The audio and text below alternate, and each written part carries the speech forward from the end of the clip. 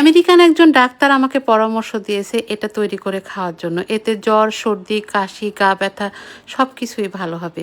আমি নিয়ে নিব ১ টেবিল চামচ কালিজিরা। আমাদের নবীজি সাল্লাল্লাহু আলাইহি সাল্লাম বলেছেন, মৃত্যু ছাড়া সব রোগের ওষুধ হলো এই কালিজিরা। নিয়ে নিব কয়েকটা লং আর ১০-১২টা গোলমরিচ, আদা কুচি আর একটা লেবু। লেবুটা অবশ্যই খোসাসহ নিতে বলেছে।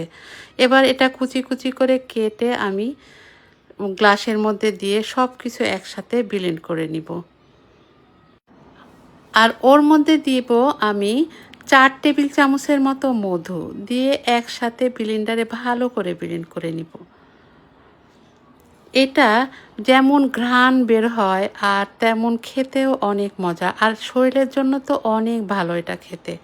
এটা কিভাবে আমি রেডি করছি আপনাদেরকে দেখাই। এটা কাঁচের বয়মে সংরক্ষণ করবেন। এটা বয়মে রেখে ফ্রিজে রাখলে অনেক দিন ভালো থাকে। ১ চামচ নিয়ে নিতে হবে গ্লাসের মধ্যে, নিয়ে ফুটন্ত পানি দিয়ে ঘুলিয়ে নিয়ে এটা ছেঁকে খেতে পারে। আপনি যদি চা খান তাহলে এর মধ্যে সামান্য চা দিয়েও ঘুলিয়ে খেতে পারেন।